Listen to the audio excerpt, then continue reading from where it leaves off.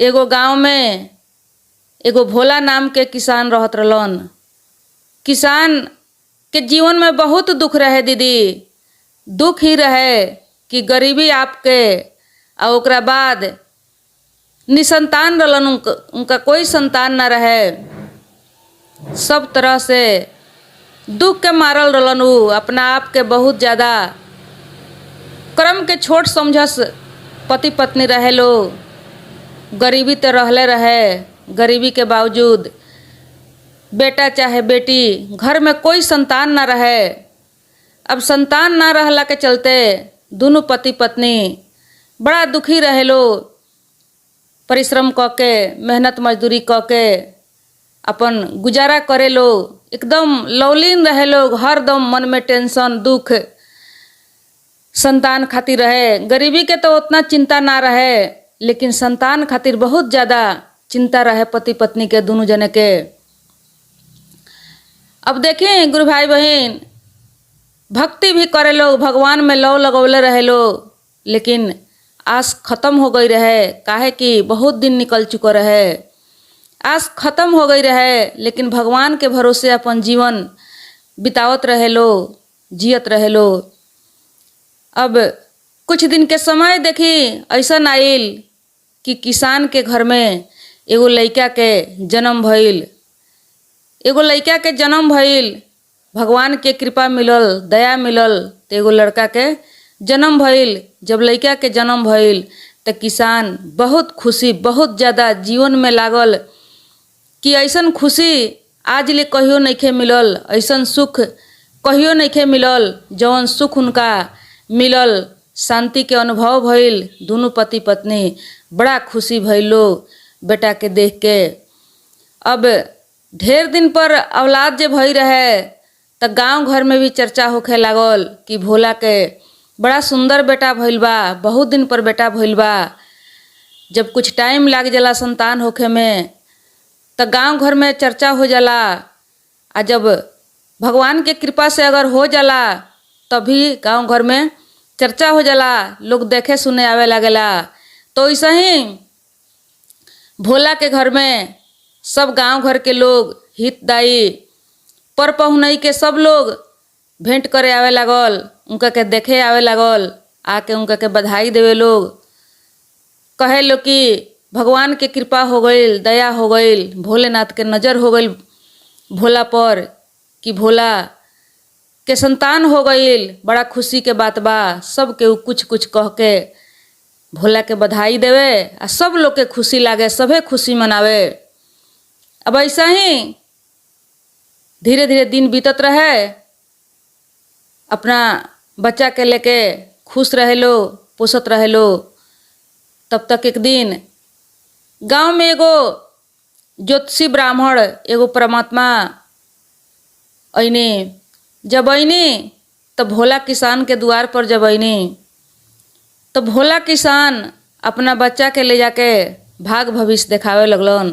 कहलन कि हे महात्मा जी, देखें ईश्वर के कृपा से बहुत दिन बाद हमरा संतान के प्राप्ति भइल बा। आज तक खत्म हो गई रलो, लेकिन ईश्वर के मर्जी तो तनी ये बच्चा के भाग भविष्य देख लियाई, कुछ नाम उम इनकर बता दियाई। अब महात्मा जी वो लड़का के देख के भाग भविष्य देखे लगनी। जब भाग भविष्य देखो तनी तब महात्मा जी चकित हो गई नी। जब चकित हो गई नी तो चेहरा के रंग बदल गई।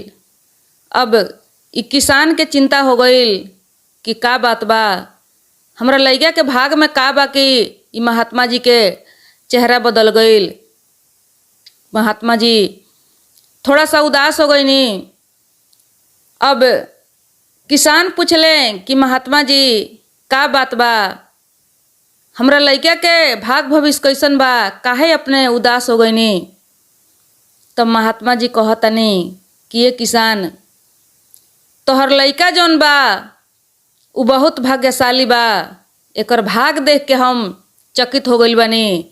काहे कि लड़का एक दिन आवे वाला दिन में ये नगर के राजा बने वाला बा। आ ये लड़का के ये नगर के राजा के बेटी से बियाह होखे वाला बा। जब 14 बरस के एकर उम्र होई तब ए लइका के राजकुमारी से शादी लिखल बा। भोला कहले कि कैसे हो सकता एगो गरीब के लइका के शादी राजकुमारी से। महात्मा जी कहनी कि ना, विधाता के इहे मंजूर बा, इनका भाग में इहे लिखल बा। तू अपन काम कर, ई जहिया होनी होई तहिया खुदे हो जाई, एमे कोई के जरूरी ना पड़ी। कह के महात्मा जी वहाँ से चल गईनी। महात्मा जी जब कह के चल गईनी तो वो लइका के भोला और बड़ा प्यार दुलार से माने लगलन कि बहुत भाग्यशाली लइका हमरा कुखी में जन्म लेले बा। आ ये बात के चर्चा पूरा गांव घर में होखे लागल कि एक तो होत ना रहलो। आ जब भइबो कइल भोला के संतान तो महात्मा जी उनकर भविष्यवाणी क के गइल बनी कि वो आवे वाला दिन में इन नगर के राजा बनी हन। अब देखी गुरु भाई बहन, एक दिन के बात हो कि वही नगर के राजा कहीं सैर करे निकललन। सैर करते करते वही गांव में आके पहुँचलन। वो गांव से बाहर एगो मंदिर रहे, मठ रहे, जहाँ एगो साधु बाबा रहत रहनी। उस साधु बाबा के मंदिर में आके राजा थोड़ा सा आराम करे लगलन। काहे कि वहाँ भगवान के मंदिर रहे, भगवान के दर्शन कैलन, थोड़ा सा आराम करत रहलन। तब तक वहाँ चर्चा चलत रहे यही बात के। वो साधु से लोग कहत रहे कि भोला के लइका जौन भइल बा उ एगो महात्मा जी भविष्यवाणी क के गइल बड़े कि यही नगर के राजा के बेटी से उनकर 14 बरस के उम्र में शादी हुई, आ राजकुमारी से उनकर शादी हुई। अब राजा जब ये बात सुन लें तब साधु बाबा से पूछत रहे कि केकरा संतान भइल बा, ई कौन बात चलता, हमरा कुछ समझ में नइखे आवत। तब वो साधु बाबा कहले कि यहाँ के एगो भोला नाम के किसान रहलो हने गाँव में, उनका एगो बहुत दिन बाद बेटा के जन्म भइल बा। आ वही बेटा के एगो महात्मा जी आके उनकर भाग भविष्य देख के उनकर भविष्यवाणी कैले बानी कि 14 बरस के उम्र में यही जाके राजा से उनकर शादी हुई, राजा के बेटी से, आ ये नगर के उ राजा बन जाइ हैं। अब राजा जब इतना बात सुन लें तो कहत रहे कि हम ही राजा हैं ये नगर के, लेकिन ऐसन हो नहीं के सकत। ई कैसे हुई कि एगो गरीब के बेटा से हमरा बेटी के शादी, ई संभव नहीं खे। तब वो साधु कहले कि एकदम संभव बा। जब महात्मा जी बता चुकल बड़े वो लइका के भाग भविष्य देख के, तो रउआ कौनो उपाय करेम तो यू होनी हो के रही, टल नहीं खे सकत। लेकिन राजा के बड़ा चिंता भइल। राजा कहले कि ठीक बा महात्मा जी, हम देखी ई होनी के ख़त्म कर देतानी। अभिये 14 बरस से पहले हम अभिये ये होनी के ख़त्म कर देतानी। ये होनी के जब हम ख़त्म कर देम तो देखी कैसे ये होनी हो के रही। साधु में आ राजा में शर्त लागल। राजा कहले कि हम होनी अभी के अभी हम ख़त्म कर देतानी। साधु कहले कि ऐसन हो नहीं के सकत। ई सत्य बा कि होनी जौन बा उ हो के रहेला। रउआ लाख कोशिश करेम, लाख प्रबंध करेम, कौनो उपाय राउर ना चली। अब राजा कहले कि ठीक बा, हम रउआ के देखा देतनी। 14 बरस के बाद रउआ हमरा से भेंट करेम, देखी कैसे होनी हो के रहता। ये होनी के हम अभिये मार देम, ख़त्म कर देम। अब कह के वहाँ से राजा चल गईले। राजा जाके अपन भेष बदल के एगो धनी मनी सेठ के रूप में वो भोला किसान के घरे पहुँचल बड़े। भोला किसान के घरे जाके पहुँच के उनका से भेंट कैले, अपन पहचान बतौले। कहले कि हम सुनतानी कि तोहरा लइका के भाग भविष्य बड़ा तेज बा, तो तू गरीब आदमी लइका के कैसे पालन करे सकबो। हम एगो सेठ बानी, हमरा घरे लइका के जाए द। ये लइका के हम अच्छा तरह से पोस पाल के बड़ करेम। एकरा के कुछ शिक्षा, कुछ ज्ञान, पढ़ाई लिखाई के हम व्यवस्था करेम, पढ़ लिख के कुछ लइका होशियार होई, तब जौन महात्मा जी के भविष्यवाणी बा कि ये राजा के लड़की से शादी हुई, राजा बनिहे, तो हो सकता उ आवे वाला दिन में इनका खातिर काम लागी। भोला के पत्नी कहली कि ना जी, एक तक कितना दिन के बाद हमनी के घर में संतान भइल बा, हमनी के गरीब बानी त का हो, हमनी के अपना बच्चा के पालन पोषण कर लेम सन, हमनी से ही खुशी मत छीनल जाओ। अब भोला किसान भी ये बात कहलन कि ना हजूर, गरीबी बा त का भइल, हमनी के अपना लइका के पोस लेम सन, रउआ एकर चिंता मत ली। लेकिन इस सेठ बार बार वो लोग से उल्टा सीधा कुछ के लोभ लालच देखा के कि लइका यहाँ उतना सुख एकरा सुविधा ना मिली जौन चाही, तो हनी के कुछ हम खाए पिए के व्यवस्था कर देतनी, कुछ कीमत ये लइका के देतनी, लेकिन ये लइका होनिहार बा तो ये लइका के हम अच्छा ढंग से एकरा के राखे के चाहतनी, एकर पालन पोषण जौन बा अच्छा तरीका से करे के चाहतनी। अब भोला किसान अपना पत्नी के मनौले कि ठीक है बा, यहाँ के कहतनी सेठ बानी तो हमनी के लइका जहाँ रही वहाँ सुखी से रही, सुख से ओकर जीवन बीती। तब वो भोला के पत्नी जौन बाड़ी वो कहली कि देखी, जब लइका 14 बरस के हमार हो जाई तो हमार लइका हमरा वापस चाही। सेठ के वचन देली, सेठ कहले कि ठीक बा। अब 14 बरस के वादा क के ई पति पत्नी अपना लइका के दे दिलक लो। अब सेठ वहाँ से लेके अइला के बाद में इनकर तो इरादा कुछ और रहे, इनकर तो मन में धोखा रहे। अभी का कइले कि उ लइका के लेके कहीं सुनसान जगह में मारे खातिर गइले, लेकिन जिंदा लइका जब लइका के ओर तकले, लइका ताकत रहे टुकुर टुकुर, लइका के सांस चलत रहे। तब इनका देख के थोड़ा सा दिल में दया आ गइल। अब सोचले कि अपना हाथ से लइका के हम हत्या ना करे सकें। अब वो का कइले, एगो काठ के संदूक बनवा के आ वो काठ के संदूक में वो लइका के रख के आ ले जाके नदी में उदहवा दिले। कहले कि जब नदी में जाई तो ई संदूक डूब जाई, आ लइका के मौत हो जाई, ओमे हमार कोनो दोष ना लगी। अब यह उपाय सोच के उ का कइले, राजा एगो काठ के संदूक में वो लइका के बैठा के आ ले जाके नदी में दहवा दिले। अब देखिए उ संदूक दहत दहत गइल तो कोनो गांव में जाके उ पहुँच गइल। जब दूसरा गांव में जाके पहुँचल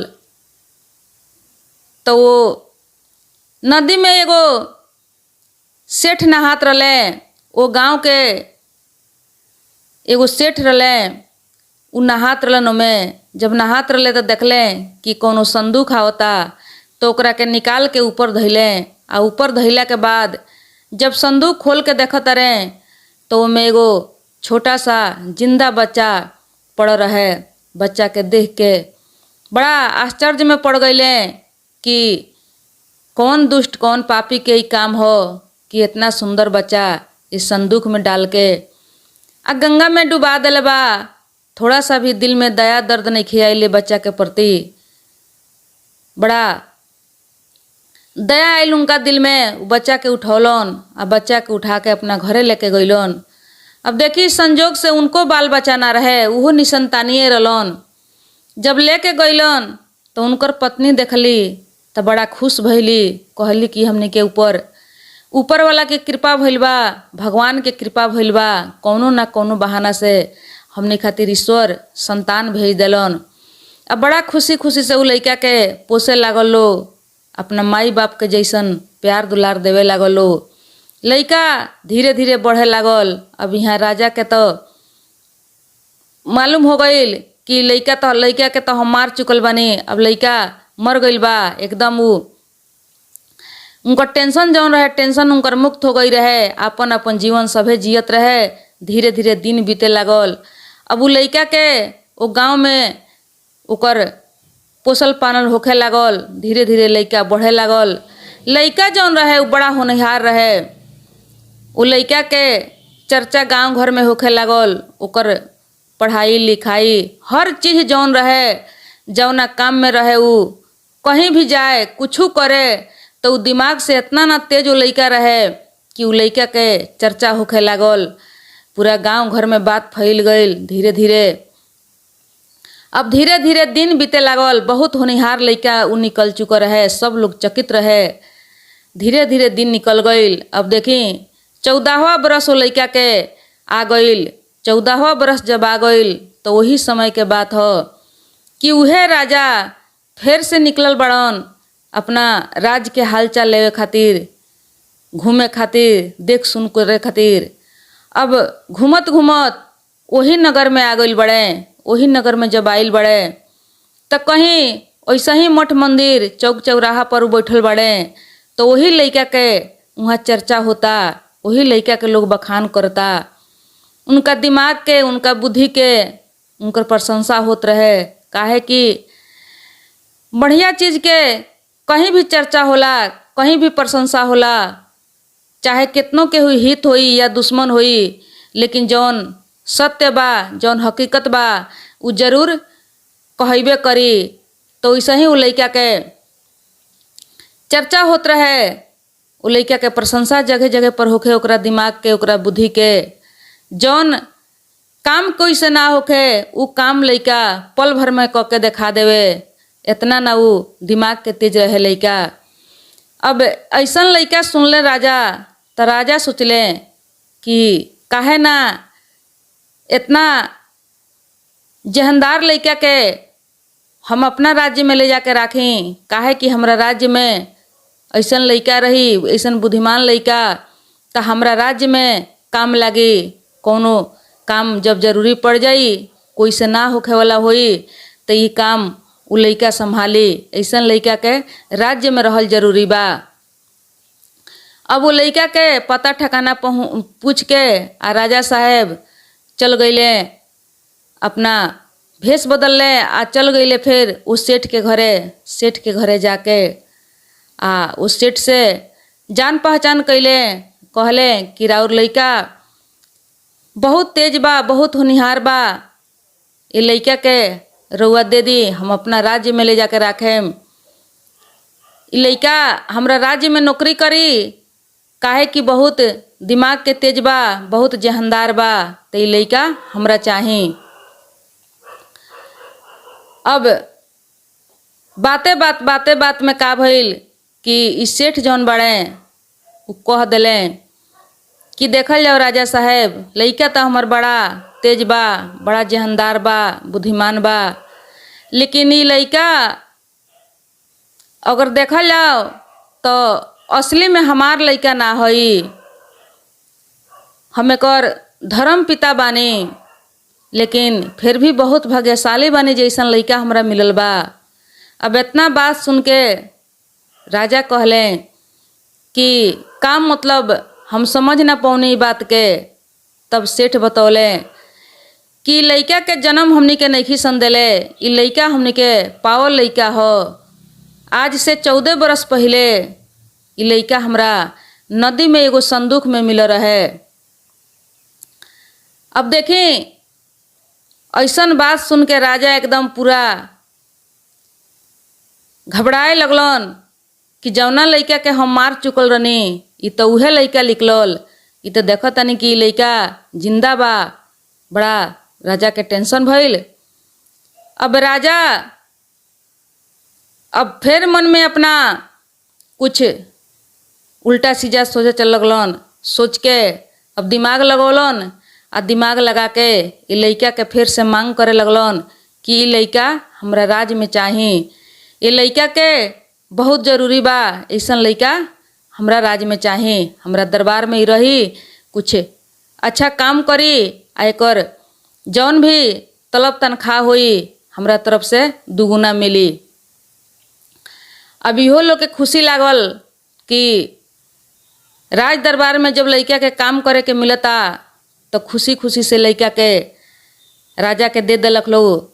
अब राजा का कैले कि वो लड़का के एगो चिट्ठी लिख के आ दे दिले, अपन राज के छाप मुहर मार दिले चिट्ठी के खाम जौन होला खाम के ऊपर, आ दे के कहले कि चिट्ठी लेके तू चल जइह आ जाके रानी के दे दीह, काहे कि हम अभी निकलल बानी भ्रमण में, हमरा कुछ दिन आवे में टाइम लगी, तब तक तू रानी के दे दीह। रानी के जब दे देब तो सब बात तू समझ चुकी हैं आ तोहर वो जब व्यवस्था हो जाई। अब वो चिट्ठी लेके ई लड़का निकल गईल। लड़का जब निकल गईल तभी राजा वहाँ से बाहर निकल के चल गईलन आ लड़का वहाँ से चल दिलक राज के ओर। राज के ओर जब चल दिलक तो चलत चलत जब शाम हो गईल तो लड़का एगो गांव से बाहर कहीं एगो छोटा सा कुटिया रहे, वही कुटिया में जाके पहुँचल तो सोचलक कि अब तो शाम हो गईल, अब हम जा ना पाएम, काहे ना यही कुटिया में देखत तनी के बा, कोई होई तो हम यही जा रात के रह जाएम आ सवेरे फिर राज दरबार में हम पहुँचेम। अब वो कुटिया में जाके देखले छोटा सा एगो मड़ई रहे, वो मड़ई में एगो बुढ़िया माई रली। बुढ़िया माई जब देखली तब पूछली कि बाबू तू के हुआ, कहाँ से यहाँ आइल बड़ो, तो कहले कि ये बुढ़िया माई हमरा के आज रात रहुआ यही जा रहे के व्यवस्था कर दी, हम कल यहाँ से निकल जाएम, हम राजा के दरबार में जाए वाला बानी, लेकिन शाम हो जाए के चलते हम जा नहीं खी पावत।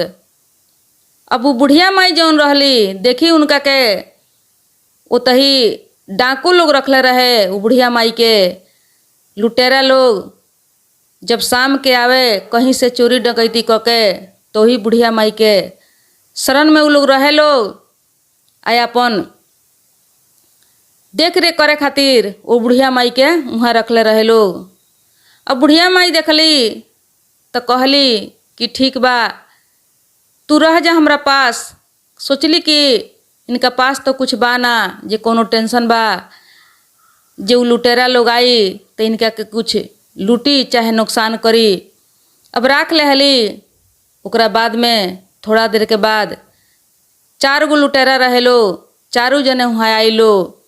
चारू जने आई लोग तो पूछलक लोग कि ये माई के ह, तो कहली कि कोनो गांव से आइल बड़े, इनका राज दरबार में जाए के बा, राजा के नगर में लेट हो जाए के चलते आज यही जा रह गइल बड़े। कहलक लोग कि ठीक बा कोनो बात नहीं खे। अभी लोग खाना उना खैलक, सूते के जब समय भइल तो ई चोर रहे लोग, ये लोग के मन में चोरी के सिवा कुछ सूझे ना। ई सोचलक लोग कि जब ई राज दरबार में जाए वाला बड़े तो इनका झोरी ओरी में जरूर कुछ ना कुछ होई। अब चोर के तो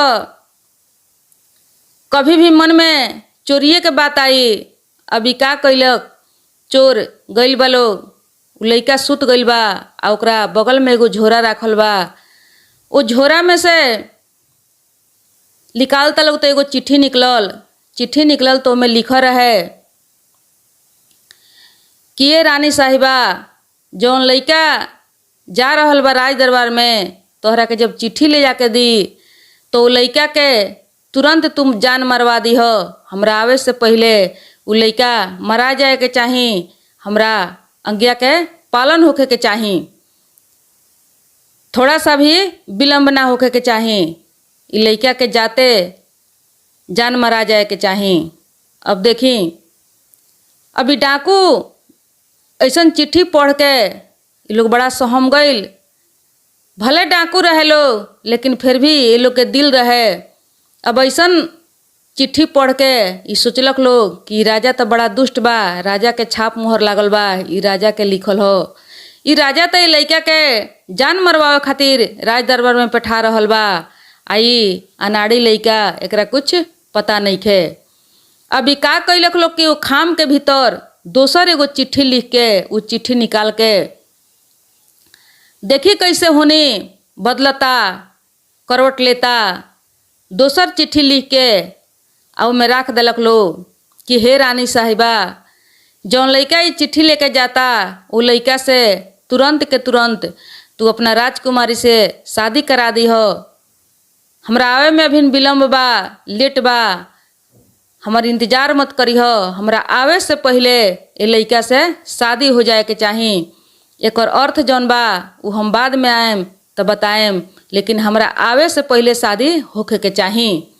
अब देखी ई चोर लिख के वो खाम में चिट्ठी रख दिलक लो। लड़का के कुछ पता नहीं खे।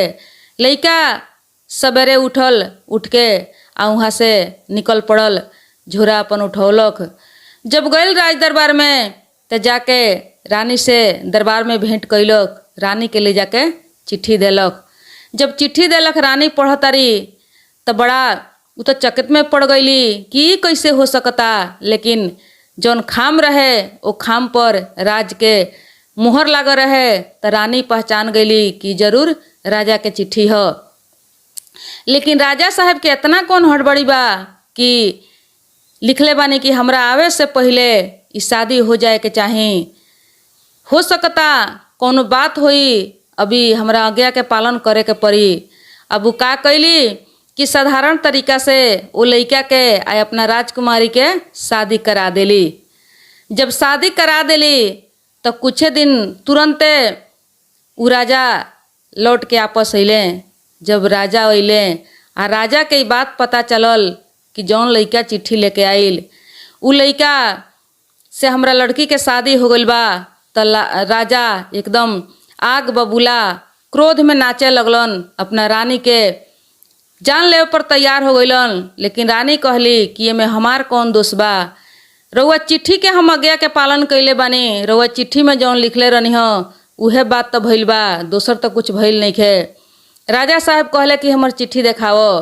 चिट्ठी लिया के रानी देखौली। तब देख तारे तो कह तारे कि तो चिट्ठी बदल गइल बा। अब राजा के टेंशन हो गइल कि ऐसन काम के कर सकता। तो राजा सोचले कि लड़का के होशियारी हुई, ई लड़का दिमाग के बड़ा तेज बा, हो सकता ई काम इहे कैले हुई। लेकिन अब राजा कहले कि तो कभी नहीं के हो सकत। ये लड़का के तो हम अपन दामाद कबो नहीं मान सकत। इनकर कोनो ना कोनो हम उपाय आ व्यवस्था करेम। तब तक देखी गुरु भाई बहन उतने देर में वो महात्मा जी आके पहुँच गईनी। जौना महात्मा से शर्त लागो रहे। महात्मा जी आके कहतनी कि होनी को कौन टाल सकता। अब राजा देखले महात्मा के तो कहतरे कि महात्मा पूछतरे राजा से कि राजा साहब रउआ हमरा के चिन्हत तनी कि ना। राजा कहतरे कि हम नहीं चिन्हत। राजा तो टेंशन में रहले आ 14 बरस बीत चुका रहे। महात्मा जी कहनी कि हम उहे महात्मा हई जौन 14 बरस पहले रउआ हमरा मुलाकात भई रहे। आ हम कहले रहनी कि रउआ लड़की के शादी एगो महात्मा जी भविष्यवाणी कर चुकल बाड़े कि राजा के बेटी से हुई। तो हम उहे महात्मा हई। देखी रउआ कहनी कि होनी हम होखे न देम, होनी के हम मार देम, होनी के हम टाल देम, लेकिन होनी के आगे कोई के नहीं चल सकत। आज होनी रउआ बेटी से शादी करौले बा, कोई नहीं करौले। लड़का ये चिट्ठी के नहीं बदलले, होनी बदलले बा। माध्यम में होनी बा, रउआ होनी के आगे हार गईनी, होनी जीत गईल। अब इतना बात सुन के राजा के थोड़ा सा धीरज बनाइल। राजा थोड़ा अपना मन के शांत कैले। मन के शांत करके ये बात के महसूस कैले कि सच में होनी के आगे कोई के नहीं चल सकत।